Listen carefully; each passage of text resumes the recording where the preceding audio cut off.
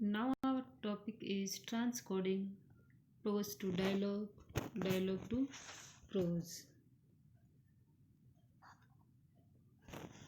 At first sight, the title of this chapter may seem odd to you as you may initially wonder at the word transcoding and then try to understand what it is about, namely dialogue to prose and prose to dialogue. Slight application on your part shall, however, soon clarify what the exercise entails. Transcoding simply means transforming from one given code to another non code. In the present case, this being from prose, which is a written form, to dialogue, which is a spoken form, and vice versa. This may sound like a complex procedure but is really quite simple when we realize that this is something we do almost all the time in our day to day lives without, of course, calling it transcoding. Prose to dialogue. What is the exercise of prose to writing prose to dialogue? While browsing through books in a bookstore, it is not unusual to come across bestsellers announcing on their covers, now a Hollywood blockbuster or now made into a film starring the Harry Potter series, for instance, which first was a runaway success in the form of books for children, went on to internationally establish new cinematic standards. Those of us who are casual readers and indifferent film watchers may not give it much thought, but anyone, even mildly inclined towards writing as a form of expression, as well as in the intricacies of filmmaking, would not take long to appreciate what a stupendous task is would be to transform a book into a film.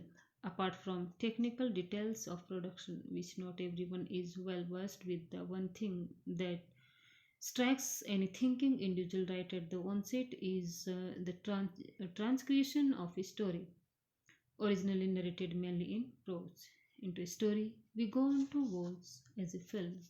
In short, what is done here is that prose is changed or transcoded into dialogue, or what comes to be referred to as the script. It is not difficult to see here the significance of the scriptwriter, as almost the entire efficacy of the audio part of the film or play rests on his shoulders. However strong the storyline may be, it would hardly enthuse the audience if the dialogue were to be dull and lifeless or lacked direction.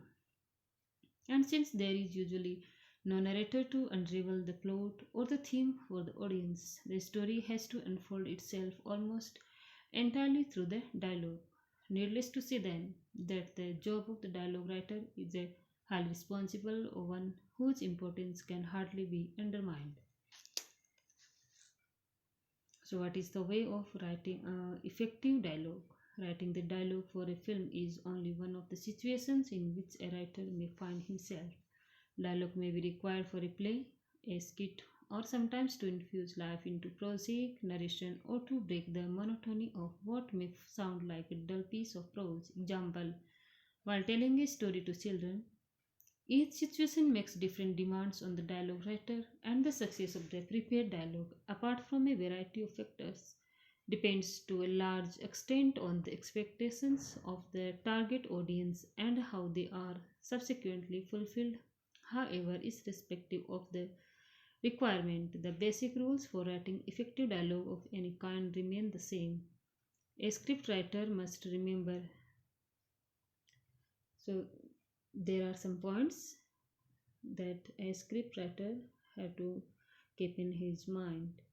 First, to be faithful to the original text, like not to leave out any significant portions of the text.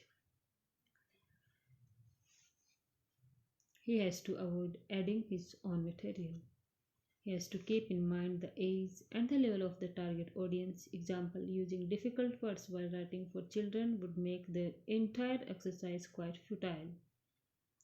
And the purpose behind the project, example, for entertainment, for education, for creating awareness, etc.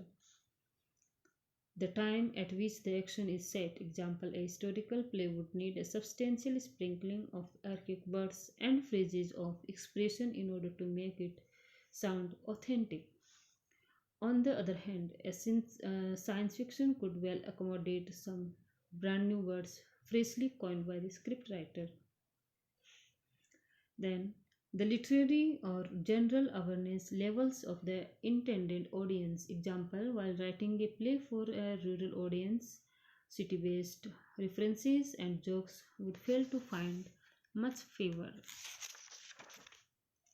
And in the sequence of these points, we have to keep in mind the intentions that lie behind the idea of production. That is it a commercial venture, a school production, or a street play being put up by a group of social workers? And then the level of accomplishment of the actors and speakers who are actually going to breathe in life into dialogue. Example, child actors cannot be accepted to memorize and pronounce long-winded sentences and unfamiliar words. That the role of a scriptwriter is that of a facilitator or a transcreator, and he must therefore entertain no misplaced notions about earning accolades for originality as a writer. Use of quotation marks or inverted commas. While quoting someone in the midst of a prose paragraph, it is imperative to use quotation marks. Example, Manoj said, I have a specific plan for the future. So the statement, I have a specific plan for the future, that was uttered by Manoj, but when it was quoted by scriptwriter, it should be placed between inverted commas. To which Raj replied, so do I. However, when the same exchange is being written in the form of a dialogue or script, the format would be without quotation marks as follows. When uh, these statement or these quotations with the inverted commas should be written Manoj, then colons, and then we should write dialogue. I have a specific plan for the future. Then Raj, colon, so do I. So the answer, so do I, is stated by Raj. When the same prose piece is to be written entirely in the third person, then to the quotation marks would be dropped. Example, Manoj said that he had a specific plan for the future, to which Raj replied that so did he. So it can also be written in this form. So and you have been given some exercises on this topic, and you should solve them.